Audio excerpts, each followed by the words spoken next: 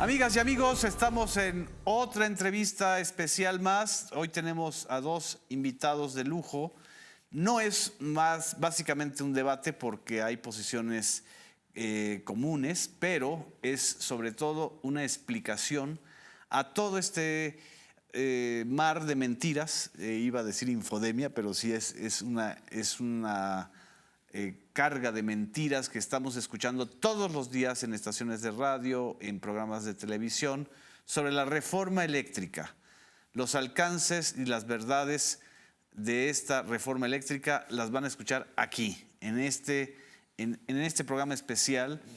Y por supuesto vamos a seguir haciendo otros para ir despejando dudas y que las mentiras que se están exponiendo todo el tiempo en los medios electrónicos, digitales o impresos, no nos ganen. Y por esta razón tenemos a dos invitados muy importantes, a la doctora Violeta Núñez, que estuvo también con nosotros en la mesa anterior con el licenciado Manuel Bartlett. La doctora Violeta Núñez, economista, especialista en minería y en especial en el tema del litio, que es uno de los temas más importantes dentro del paquete de reforma eléctrica. Y tenemos a Luis Bravo, vocero, director de comunicación social de la Comisión Federal de Electricidad, que nos va a explicar como pocos este tema que ya está pues prácticamente en la agenda de todos los medios, Luis. Y por supuesto tenemos esta confrontación en donde el sector privado o los representantes de la cúpula empresarial, más que todo el sector privado, están descalificando constantemente la reforma, curiosamente como si partiéramos de una situación paradisíaca, como si la situación actual fuera paradisíaca, una maravilla, ¿no? Una maravilla e inamovible. Y peor aún, como si no tuviéramos ejemplos o de lo que está sucediendo, de las crisis eléctricas y energéticas que están sucediendo muy cerca de nuestro entorno. Apenas en febrero de este año en Texas hubo un problema muy grave y ahorita en España está habiendo otro. Y un poco para entrarle al ejemplo, porque creo que con los ejemplos podemos aterrizar mejor la situación, Luis. ¿Qué sucedió en Texas? En Texas, hasta donde tenemos la información, es un sector dominado completamente por los generadores de energía privados y que incrementaron muchísimo el precio del gas de $3 por unidad a 500, si no me equivoco. Y cómo nos afectó y cómo dependemos los mexicanos de este tipo de mercado, Luis. Qué bueno que abordas y que inicias con esto, Genaro. Hola, Violeta, ¿cómo estás? Porque es muy importante entender por qué es de enorme relevancia que el Estado mexicano tenga la rectoría del sector energético de este país. Tú citas dos ejemplos. ¿Qué sucede en Texas y qué es lo que está sucediendo en España? En Texas hubo un evento en febrero, un evento climático, se congelaron los ductos, se congeló todo y oferta y demanda, un mercado es oferta y demanda, lo que hizo fue que se dispararan de una forma inusitada en la historia. De $3 que costaba el BTU, es la medida que se utiliza para medir el gas, a 500 o a 600 o a no sé cuánto, un 5,000% de incremento.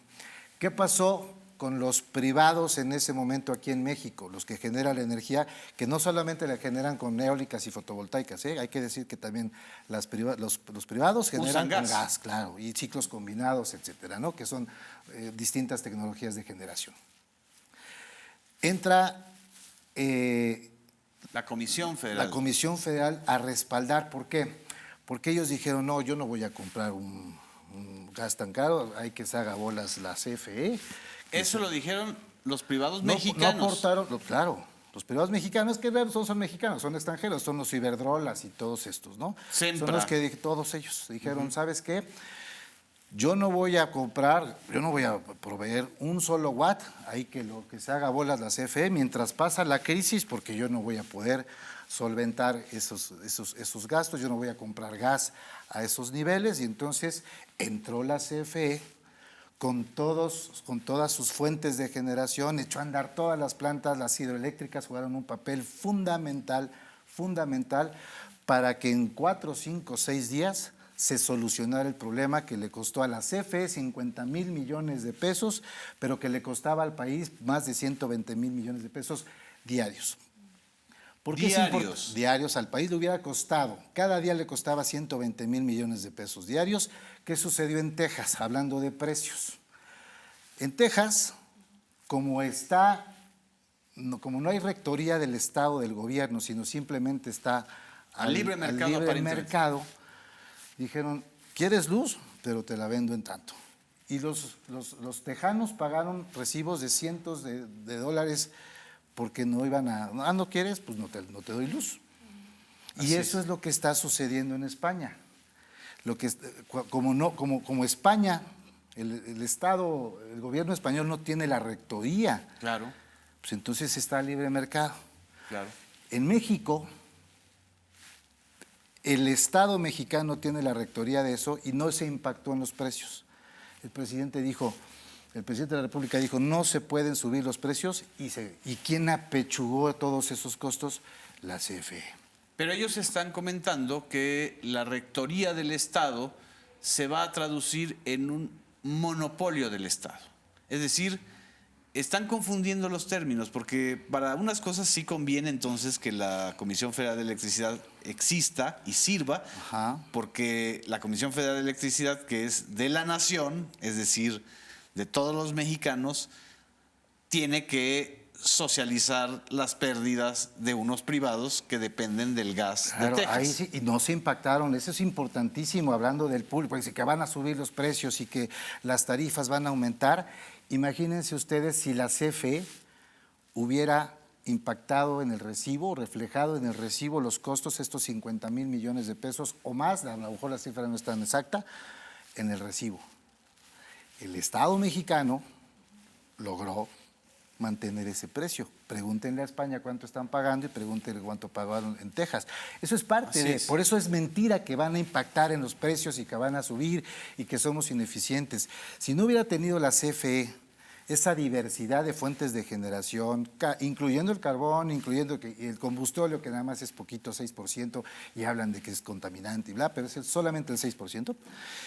Si no hubiera tenido esa diversidad, no hubiese podido la CFE subsanar ese problema que era inmenso. Y en 4 o 5 días se restableció la electricidad en esas zonas afectadas, sobre todo el norte del país. Y en Texas, pues, yo creo que todavía hay focos apagados, ¿eh? Luis, pero entonces estás comentando, estás diciendo que también los privados están dependiendo de combustibles o de fuentes de combustión como el gas, que no son limpias desde su punto de vista. Es decir, que también hay un maniqueísmo en el debate, como si solo los privados estuvieran generando energías limpias, entre comillas, y que la CFE solo generara energías sucias. Solo genera, no es cierto, la CFE, del universo de generación que tiene la CFE, el 54% se generan son energías limpias. 54% son energías limpias derivadas 55 de hidroeléctricas, de geotermoeléctricas, de la energía nuclear, que esa es una energía la más limpia de todas. La suma de todas estas energías limpias que genera la CFE son el 56%. El combustóleo solamente representa el 6%, pero el discurso con el que espantan irresponsablemente a la población es de que ay, están quemando combustible y están los niños tosiendo y todo esto. ¿No? Sí. Y la realidad es que no es así. Estamos en contra de los compromisos para revertir el cambio climático. Y hay que decir algo, las energías limpias, las llamadas fotovoltaicas y eólicas, son intermitentes. ¿Qué quiere decir eso? Que cuando las condiciones climáticas no son óptimas, no hay sol o no hay viento, dejan de generar. ¿Y quién creen que entra al respaldo a seguir manteniendo la electricidad? La CFE. La contaminante CFE. La contaminante CFE. Pero además eso tiene un costo altísimo para la CFE que ellos no pagan. ¿Cada cuándo más o menos ocurre esto? Es decir, como son energías intermitentes, es decir, no son permanentes, cada cuándo la CFE tiene que entrarle al quite por la energía que no se está generando de las eólicas. ¿Diario? Diario. Si en A este ver. momento hay un sol esplendoroso y pasa una nube y las energías fotovoltaicas se baja. Así y entonces entran las máquinas, entonces están entrando y saliendo permanentemente, porque la CFE, el Estado mexicano, la CFE no le puede decir, perdóname tantito, espérate que sopla el viento más y entonces ya te doy luz, ¿no? Claro. No, entonces el Estado mexicano es el que está encargado de seguir suministrando a través de la CFE la energía, aunque estos eólicos privados no estén dotando de energía en ese momento al país. Y eso tiene un costo y ese no se lo pagan. Y entonces cuando la CFE dice, bueno, pues vamos a jugar parejo, páguenmelo, se enojan y entonces estamos atentando contra las inversiones y estamos mandando señales a los mercados, ¿no? Ese es el tema. Lo que estamos hablando entonces es que la rectoría del Estado en la misma transición energética es importantísimo, ¿no? Claro, eso es lo que está haciendo, eso es lo que propone la reforma eléctrica del presidente López Obrador, retomar la rectoría del Estado, poner orden, no se está espantando a los privados, no se le está dando una patada y le está diciendo vete de aquí, van a tener el 46% de la generación, que es un mercado inmenso, es mucho más grande que Colombia, que Argentina, bueno, que todos los países de América Latina, a excepción de Brasil. Pero si van a tener el 46%, es decir, reducirían del 62% que tienen actualmente al 46%, ¿por qué si van a tener ese mercado, que es 46%, están molestos? ¿Qué es lo que les Pues molesta? porque estaban acostumbrados a ganar el 1000% y ya van a ganar el 500%, ¿no? Pues ni siquiera dejan de ganar mucho. Es una cifra mucho. alegre, ¿no? Sí. Ese es el dato exacto, ¿no? Van a seguir ganando, lo que pasa es que era una gran fiesta, era un desorden en detrimento de la CFE y en detrimento de los consumidores. Hoy lo único que se está haciendo es poner orden. A ver, señores, no estamos en contra de los empresarios, sí de los que se portan mal, pero lo único que se está haciendo es que se van a portar bien. Ahora se va a regular, va a tener un control, van a tener el 46%, es casi la mitad de lo que es un mercado inmenso para ellos. La CFE no lo ve como mercado, la CFE como una obligación de proveer de electricidad. Para ellos sí es un pastel porque sí son utilidades, pero para la CFE es una vocación social, claro, de mantener este derecho humano de suministro eléctrico. Los usuarios de paneles solares la CFE va a llegar y se los va a quitar, que eso es lo que están diciendo. Hay senadoras y senadores que están diciendo eso. Bueno, hay senadoras que, bueno. Pero son las mentiras que están todo el tiempo. La reforma eléctrica no toca lo que se llama generación distribuida. Es eso, los paneles solares se llama generación distribuida. ¿Por qué? No sé, pero así se llama.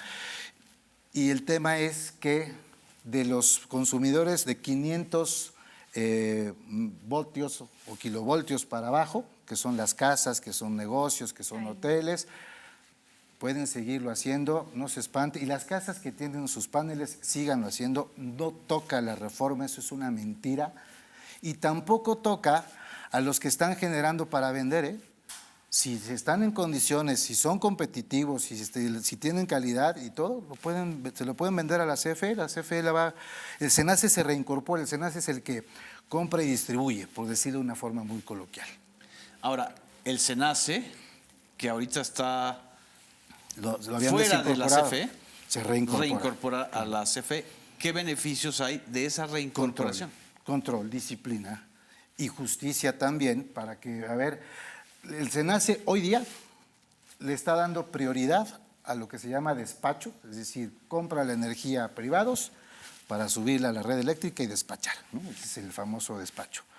Hoy le está dando prioridad a las privadas y deja al último a las plantas de la CFE. Y entonces ahí está el gran negocio. Y es decir, bueno, el SENACE lo que tiene que hacer es equitativamente, al más competitivo. ¿Les gusta la competencia? Pues vamos a competir, ¿no? Entonces ahora sí, el SENACE va a decir quién es el más competitivo en precio y calidad, y ahí ese va a ser el criterio con el cual va a estar despachando. Y la CFE tiene gran competitividad.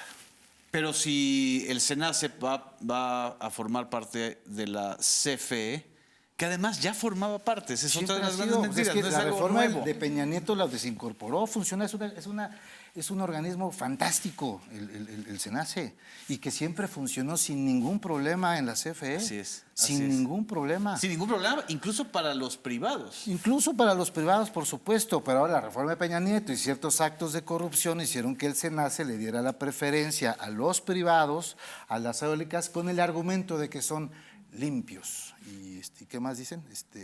Y son sustentables y no sustentables, generan y contaminación. también la CFE tiene energías limpias, ahí están las hidroeléctricas, repito, las geotérmicas, que son además renovables, porque la CFE, por ejemplo, en los azufres, que es un lugar fantástico, donde el vapor natural que sale lo entuba la CFE, hace que giren las turbinas, genera la electricidad y lo que se vuelve a condensar lo inyecta la CFE otra vez a la tierra.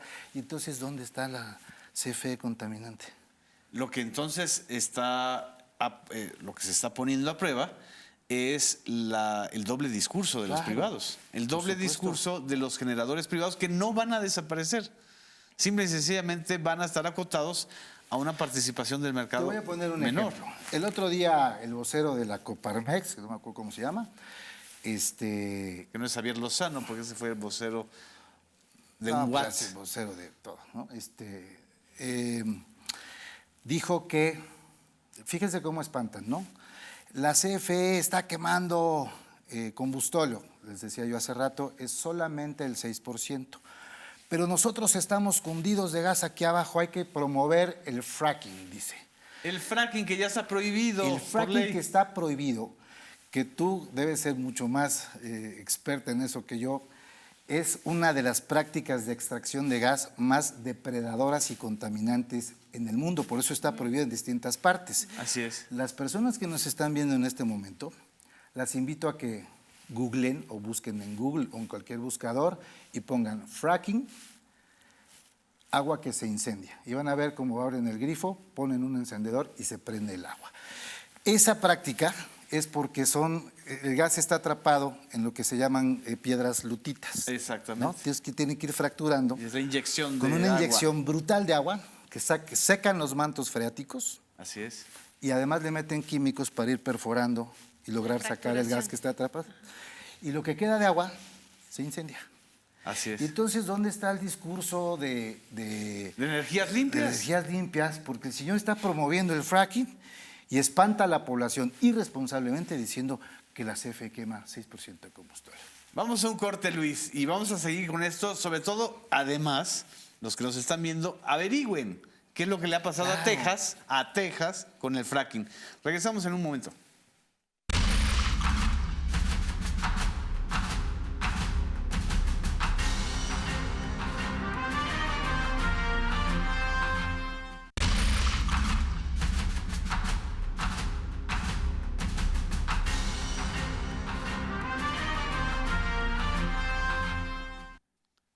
Amigas, amigos, continuamos con esta entrevista especial, con este análisis de la reforma eléctrica.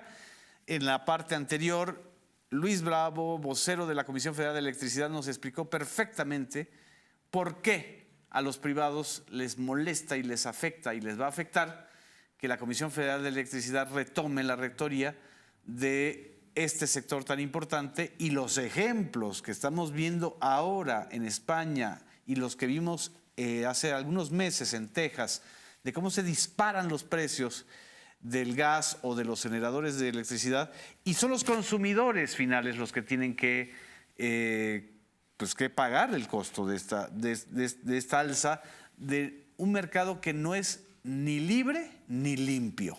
Que no nos vengan con esa mentira. En el sector, la privatización del sector eléctrico en casi todos los países no ha sido ni libre, porque está a final de cuentas controlado por un oligopolio de empresas privadas que son transnacionales, ni limpio, porque también utilizan muchos de lo que ellos acusan a la CFE de usan gas, usan combustóleo, necesitamos todavía de los combustibles fósiles, y por eso la iniciativa trae todo un capítulo sobre transición energética. La doctora Violeta Núñez se ha especializado en el tema de minería, en el tema de la necesidad de ir hacia una transición energética en la cual la electricidad forma parte fundamental. ¿Por qué es importante en este sentido, doctora, que el Estado tenga la rectoría en la transición energética y no dejarle pues, a las empresas tan limpias y tan libres del sector privado esa transición?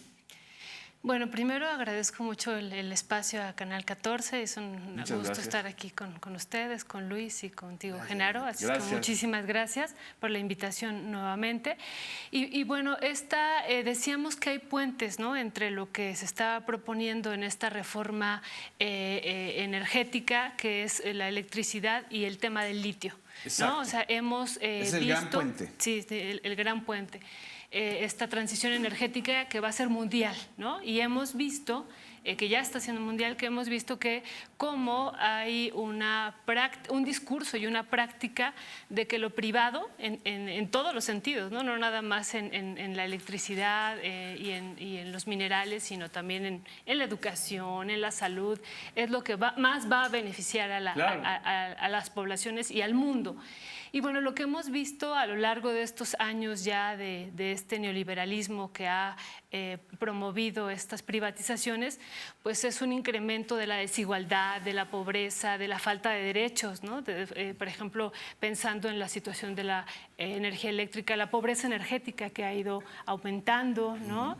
Y bueno, y en el caso, por ejemplo, específico del tema de los minerales, al igual que en la parte eléctrica, pues se han ido gestando a lo largo de estos años verdaderos paraísos, ¿no? Porque ahora no quieren ellos renunciar a esta parte de su control de la electricidad, pues porque viven verdaderos paraísos donde hay unas ganancias extraordinarias, brutales, ¿no?, en este territorio, y no quieren renunciar a ellas. Cuando hablamos, perdón, de paraísos, hablamos de paraísos fiscales como los de los Panama Papers o los Pandora Papers. Era lo que iba en el caso de la minería, por ejemplo, que aquí se está metiendo el mineral de litio y que hay que discutir mucho qué hay de fondo, como decíamos la sesión anterior. Y bueno, se fueron gestando paraísos mineros que nosotros hemos documentado. Justo lo decíamos la otra ocasión, no solo por la cantidad de minerales que se han extraído, que han sido muchísimos, ya damos los datos la vez anterior, sino por lo que han dejado a la nación, también decíamos, ¿no? Hay una pues constante evasión de impuestos por parte de estas empresas, de las grandes empresas mineras que son las que tienen el control, ¿no? Pero no solo eso, también esta Ley Federal de Derechos, si uno la revisa, los mineros tienen que pagar por hectárea 8 pesos al semestre, 8 pesos, ¿no? De ahí se va hasta un poco más de 170 y tantos pesos después de 10 años de la concesión minera. ¿Y cuánto sacan, no? Y las ganancias. ¿Y los están pagando esos derechos? Pues ese es otro problema, ¿no? Que estos derechos que tienen que pagar, también no hay control de cuánto se paga de estos derechos, ¿no? Porque no se paga por la extracción del mineral, por la cantidad, ni por el tipo de mineral, sino por la renta de la tierra. Es una renta.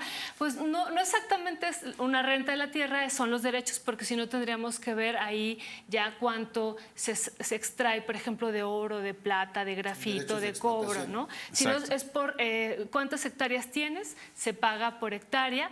Al semestre 8 pesos, ¿no? 8 pesos. 8 pesos, eso es lo que dice la Ley Federal. A ver, el Estado recibe de una empresa minera, Grupo México, o algún grupo canadiense, de estos que se les repartieron durante el sexenio de Calderón y de Peña, más de 100 millones de hectáreas, ¿no? Así es. Más de 100 millones de hectáreas de un país que tiene 120 millones de hectáreas de 196 millones de hectáreas. 196 millones. Ajá, sí. Imagínense, o sea, más del 50% del territorio nacional ya está repartido entre empresas mineras. Sí. Y si pongamos, les están dando 120 millones de hectáreas por 8 pesos, pagarán cuando mucho 800 millones de pesos por algo de lo que ellos ganan, más de 8,000 millones de dólares, seguramente. Sí, sí, sí, muchísimo más, ¿no? Esto varía, ¿no? Dependiendo del número de años. Hay una, si es La tabla, de uno, digamos. hay una tabla, ¿no? Que va desde 8 pesos hasta más de 170 pesos. Pero es nada, ¿no? Entonces, por eso hemos dicho, se han gestado verdaderos paraísos mineros acá, porque pues realmente la ley minera, por ejemplo, también ha generado latifundios mineros, ¿no? Exacto. ¿Y por qué? Porque no establece esta ley que está todavía vigente, por ejemplo, un límite máximo de las concesiones. Lo que se hizo durante años, durante casi 30 años, se entregaron concesiones y no había un límite. La ley no decía, pues el límite máximo es tal. Y por eso, por ejemplo, encontramos algunos grupos mineros que tienen pues una barbaridad de 2 millones de hectáreas, por ejemplo, Así notifican, ¿no? O sea, sumando las diferentes concesiones, 2 millones de hectáreas. Y eso lo notifican abiertamente, o sea que esto debe ser más, ¿no? Y bueno, y llegamos actualmente a tener 16 millones de hectáreas vigentes. Entonces, lo que está ahorita en juego, que eso hay que dejarlo muy, muy claro, es que por primera vez, después de que se aprueba esta ley minera, ¿no? en 1992, el litio de México sea de los mexicanos. Eso es lo que está ahorita, así de sencillo, ¿no? Que por primera vez un mineral, y un mineral, no cualquier mineral, sino un mineral estratégico, que va a ser de suma importancia para la transición energética a nivel mundial, sea de la nación. Eso es lo que se está poniendo aquí en la discusión. Un dato muy, muy importante, el 65% del litio a nivel mundial se usa hoy día para las baterías de los autos eléctricos principalmente. Y bueno, y decíamos el otro día que nos reunimos aquí, es que hace 2 años se estaban generando 2 millones de autos eléctricos. Así es. El año anterior se generaron 7 millones y vamos a pasar a 2040 a 60 millones, ¿no? En 20 años, 19 años. En 18 Vamos a pasar años. Casi, vamos a pasar. Hicimos el cálculo, o sea, va a aumentar esto 3,000%. 3,000% es la producción de autos eléctricos, autos. Tomando como base el 2018, ¿no? De 2 millones a 60 millones. Y bueno, y la batería de esos autos que se van a cargar de electricidad, o sea, de electricidad, claro. de electricidad de la CFE o de algún generador privado, va a tener litio. Así es. ¿Sí? Sí, sí, sí. ¿Cuánto se calcula que se necesita de litio para que en 18 años se pueda responder esa demanda? Sí, es muchísimo, ¿no? El auto eléctrico, también lo comentábamos, necesita 10,000 veces más de litio que una batería de un teléfono celular. 10,000 veces. 10,000 veces más, ¿no? Eso es importantísimo, que también hay que tenerlo. Es decir, por este aparato ya de por sí está demandando el uso de litio. De litio y de 200, son 200 minerales los que requiere un teléfono 200 celular, ¿no? minerales. Pero un auto, pues es... 10,000 veces más. Sí, y no solamente de litio, decíamos, de grafito, de cobalto, de hierro, de una gran cantidad de... Yo sé que el que hace las preguntas eres tú, mi querido Adelante, Genaro, Luis. pero ¿qué va a pasar cuando se logre almacenar la energía? El tema de las energías limpias se va a resolver cuando se logre almacenar la energía. Hoy la energía se produce y se consume en ese instante. El problema es que no se puede generar, se almacena en baterías de autos. Exacto. Y tal, pero no para proveer a la población en general. Hacia allá están encaminados los esfuerzos científicos para que algún día, no sé cuándo, se pueda almacenar. ¿Cuánto litio se requerirá para eso? Por eso es estratégico. Claro, claro, por eso es estratégico, exacto, no solamente por los autos, si ya de por sí es estratégico por los autos, por esta transición que decíamos, está basando el discurso, ¿no? De los autos eléctricos van a ser los que van a salvar al mundo porque van a contaminar menos, ¿no? Van a emitir menos CO2 y entonces por ahí vayamos. Y en el fondo hay un gran negocio también, claro, ¿no? Por ejemplo, está Tesla, está BMW, Perú, que decíamos que ahí se conecta este negocio con lo que va a ocurrir en México, con lo que puede ocurrir, y que justo la reforma ahorita energética está como pues frenando, eso me parece a mí. Porque México, de acuerdo al Servicio Geológico estadounidense, ocupa el lugar número 10 a nivel mundial con las mayores reservas de litio. El 10º lugar. El 10º lugar, pero sin considerar todavía lo que viene, los estudios que vienen, que va a realizar. Más probadas, supongo, ¿no? Sí, son reservas, ¿no? Porque acuérdense, están las reservas y los recursos. Estas son reservas. Y nos ubica en el lugar número 10 a nivel mundial con 1.7 millones de toneladas. Pero recuerden que estamos por iniciar una verdadera exploración que ya el Estado mexicano en los años 70 lo había iniciado. En los años 70, ¿no? Hubo un proyecto en lo que fueron los antecedentes del Servicio Geológico Mexicano, otra instancia que se dedicó al estudio a nivel nacional del litio, porque ya lo proyectaba como un recurso estratégico, ¿no? Ya se vislumbraba lo de las baterías. Es muy interesante incluso revisar los estudios históricos que hay sobre el litio, que están en el Servicio Geológico Mexicano, y ya se vislumbraba este mineral como un mineral estratégico. Y bueno, después se abandonó ya en la etapa, el estudio del territorio para ver cuánto litio tenía, se abandonó. Viene la etapa neoliberal. Porque viene la etapa neoliberal, viene la entrega brutal y masiva de títulos de concesión minera y a las empresas mineras, que aunque diga el artículo 27 que los minerales son de la nación y que tiene el dominio, pues realmente el dominio lo tienen las empresas mineras, ¿no? Ahí justo la renta de la tierra, como decía Genaro, pues se la han quedado por 30 años de esta gran riqueza de oro, de plata, de grafito, de cobre, de todos los minerales que tenemos. La renta se la han quedado las empresas, no han derramado nada. Pero bueno, a lo que iba era a lo siguiente: estamos por iniciar una etapa donde el Servicio Geológico va a estudiar el territorio nacional. Decíamos que hay 57 manifestaciones de litio, pero hay 82 localidades declaradas en el proyecto de presupuesto de egresos de la Federación. Y bueno, sumando eso, realmente lo que se proyecta y pronostica es probablemente no estar en el lugar número 10 a nivel mundial. Podemos tener más. Y bueno, y eso lo vemos también con el interés de Ganfeng Litio, la principal productora de litio a nivel mundial, por el territorio mexicano, ¿no? Principal productora de litio a nivel mundial. Chinos, ¿no? La principal proveedora también de Tesla, de BMW, pero también la que cotiza a nivel mundial en las bolsas internacionales del mundo con litio y con las baterías. O sea, es un gran se ha vuelto un monstruo. Commodity, o sea, un gran commodity de futuros, ¿no? Sí, claro, también. Y con eso se especula mucho.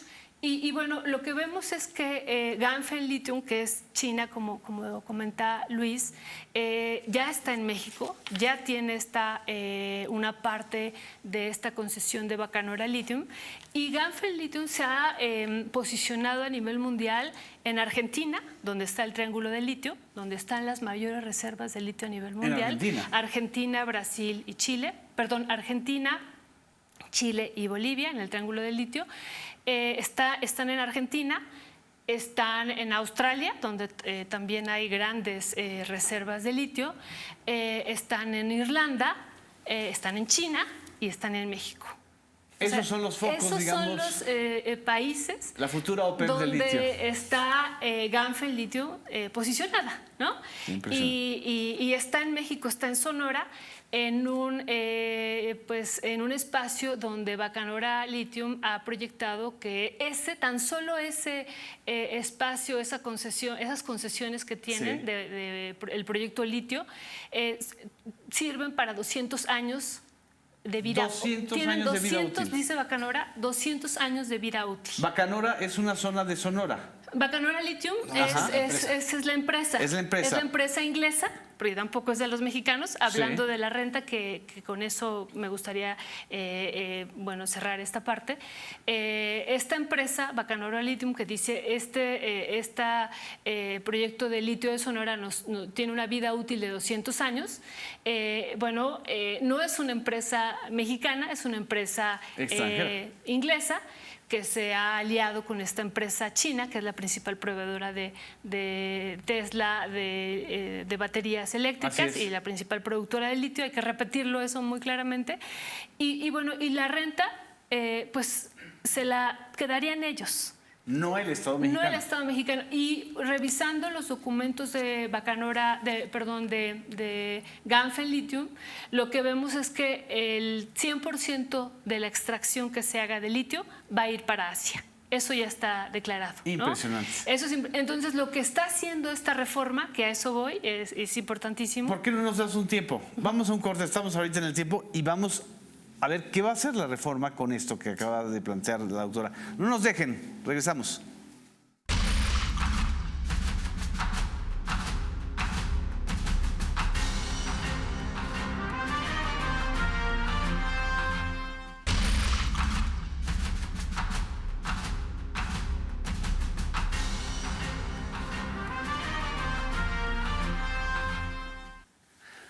Amigas, amigos, continuamos con esta mesa de debate sobre la reforma eléctrica y el futuro del litio en México.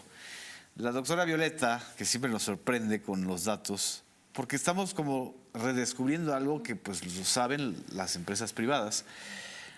En el bloque anterior nos comentó que tan solo la reserva de litio en la zona de Sonora, que está concesionada a una empresa inglesa llamada Bacanora Lithium, que está asociada a esta empresa Ganfeng Lithium, que es china, tiene reservas hasta por 200 años, está calculada.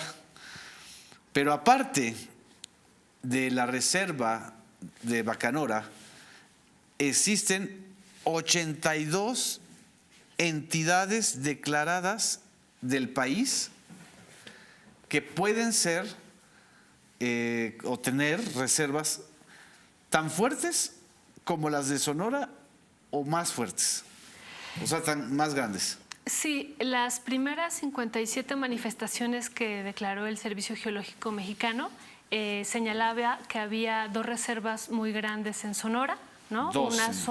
Una abarca 11,000 hectáreas y la otra 13,000 hectáreas, otra en Puebla y otra en Jalisco. Son 4, ya incluso las tiene ya el Estado mexicano, son asignaciones mineras, son reservas del Estado, pero ahora... No están concesionadas a nadie. No están concesionadas, afortunadamente, ¿no? Pero bueno, hay que agregar nada más para cerrar esto último que decíamos.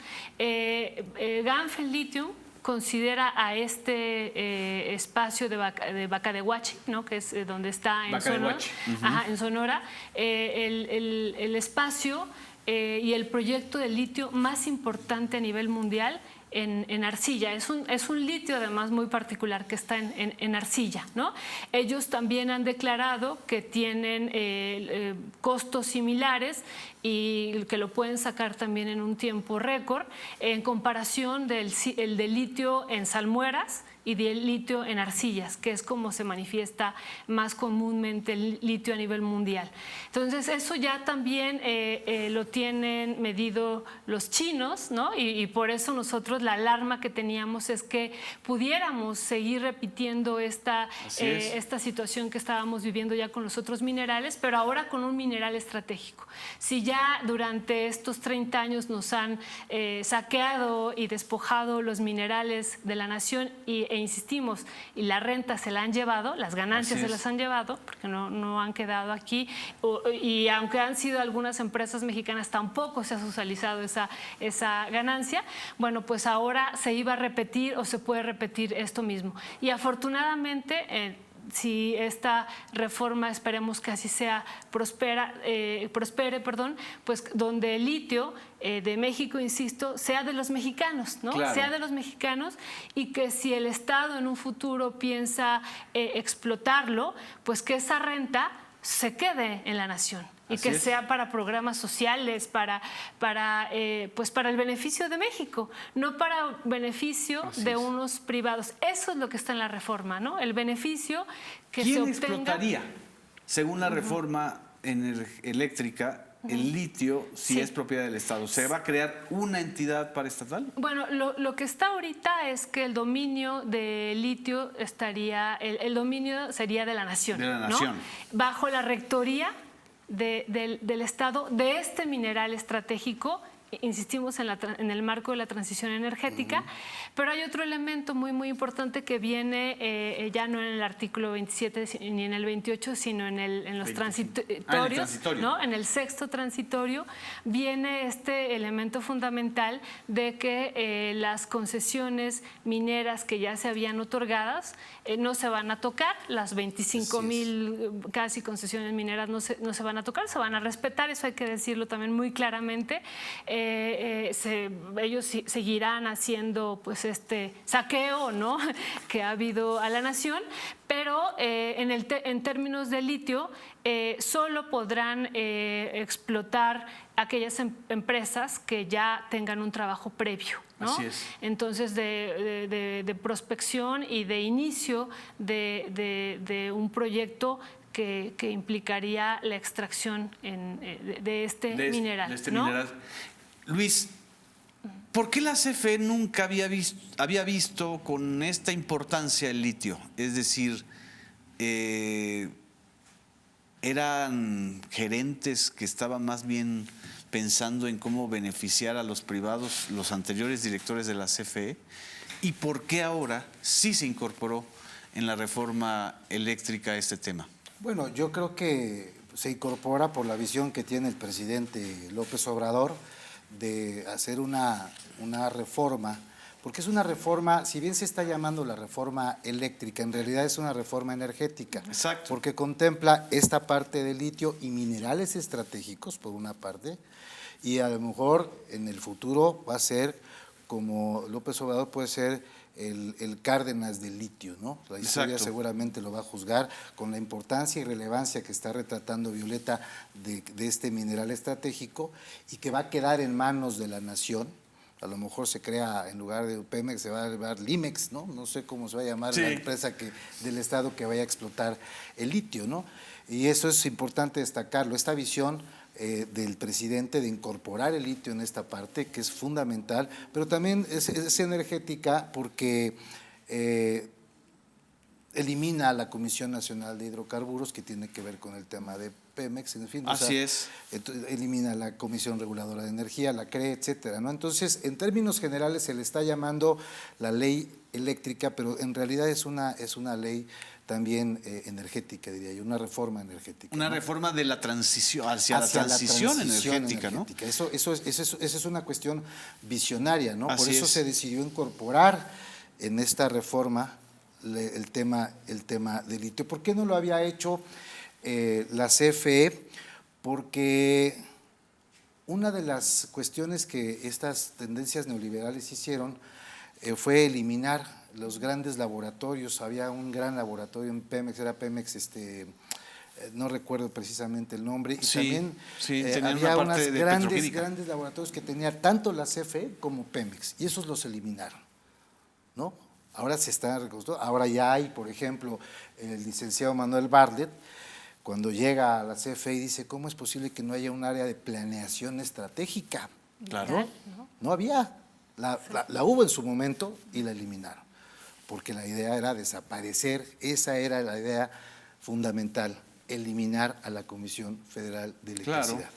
Aniquilarla. Irla primero fragmentando. La vas fragmentando primero, la dividen en empresitas, ¿no? Hacen filiales y subsidiarias, todo lo que Por es el ejemplo, área… aquí sería interesante que quienes nos están escuchando y viendo, ¿en cuántas partes se dividió CFE con la reforma de Peña Nieto? ¿7, 8? 9 filiales y subsidiarias. 9 filiales. A ver, para entender el proceso elemental de la CFE es genera electricidad, la transmite, O sea, es generación, transmisión, la transmiten estos cables que ustedes ven por todos lados, en las carreteras, en estas torres fantásticas que vemos. Así es. La distribuye, es decir, de la alta tensión la baja a los famosos transformadores en distribución y la distribuye a los hogares, y suministro básico, que es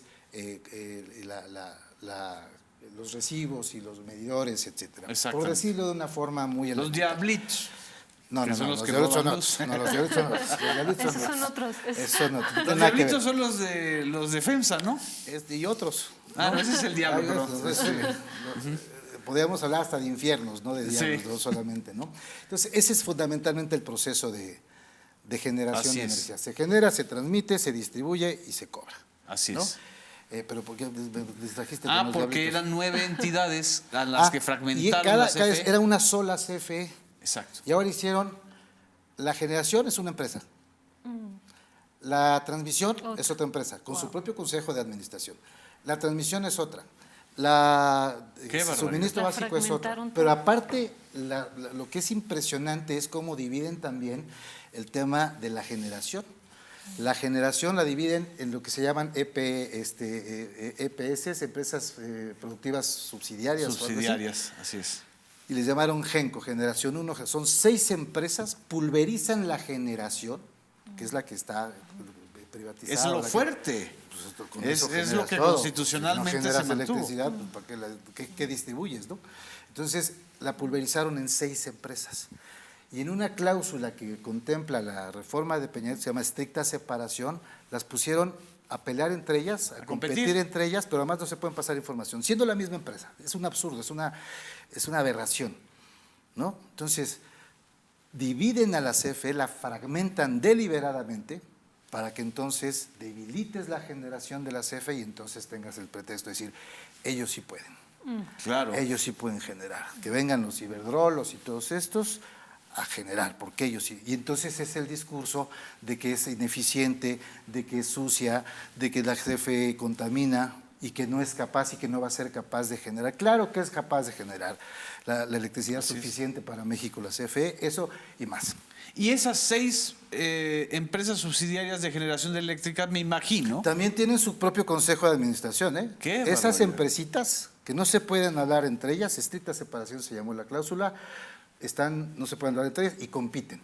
Pero entonces, si tú pulverizas y debilitas y haces empresitas chiquitas contra un monstruo, no, pues entonces no van a competir. Y entonces ese es el discurso de los privados. ¿no? Claro.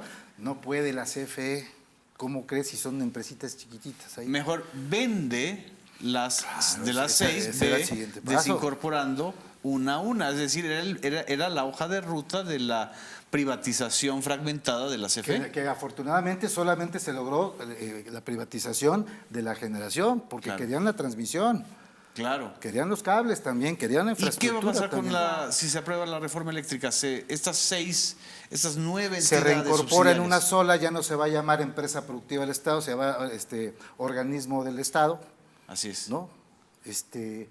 Y entonces se queda una sola CFE. Haces a un lado estas empresitas y este concepto de pulverizar a la CFE, la haces una sola, que es una gran empresa totalmente competitiva Integrada a nivel mundial. verticalmente. La integras vertical y horizontalmente. Así es. Y entonces la base es poderosa y le das al Estado mexicano a través de la CFE la rectoría, pero además poner orden en el mercado. Hay un mercado y va a seguir ese mercado. ¿Y Ya habrá existe, algún área de generación? Perdón, ¿y habrá algún área dentro de la CFE con la reforma eléctrica o ya desde ahora que esté planeando estratégicamente asuntos como el litio? Ya la hay, ya la dirige Mario Morales Bielmas, que estuvo exactamente, el Mario ingeniero. Morales es el coordinador de planeación estratégica, igual que también el ingeniero Guillermo Arizmendi. Hay un área de planeación estratégica. ¿Qué fue lo que le pasó? ¿Por qué dicen que... ¿Qué hizo la CRE? La Comisión Reguladora de Energía indiscriminadamente dio permisos para que se subieran los generadores privados sin ninguna planeación, sin ningún orden, y esto pone en riesgo el sistema eléctrico nacional. Por eso es decir, a ver, vamos a poner orden, porque se treparon a todos los cables indiscriminadamente y eso pone en riesgo la carretera, digamos. Tú no puedes tener una autopista que aguanta 100 coches por minuto y le metes 1000 coches por minuto. Claro. truenas y entonces el sistema eléctrico, lo que pone también es salvaguardar el sistema, la estabilidad del sistema eléctrico mexicano. Eso es lo que está en haciendo estos también la momentos, reforma. si no se aprobara la reforma eléctrica o energética, ¿qué le sucedería al sistema eléctrico? ¿Se va a seguir saturando? Pues, claro, si siguen otorgando permisos indiscriminadamente, producto de la corrupción, porque no les importó, tú súbete, tú dame la lana y tú súbete. Claro. ¿No? Eso fue lo que hicieron. Y ahorita está saturado. Y entonces lo que va a hacer la reforma es poner en orden, a través de la rectoría, de la administración de la CFE, poner orden. Los que ya están y los que estén bien y los que se porten bien se van a quedar. Así es. Los que no, Así es. puerta dirían en los toros, ¿no? Ya se nos fue el tiempo como rayo de luz. Muchísimas gracias a todas y a todos ustedes que nos están viendo en esta transmisión. Gracias a la doctora Violeta, gracias a Luis. Gracias. Gracias a ustedes. Pronto nos volveremos a ver.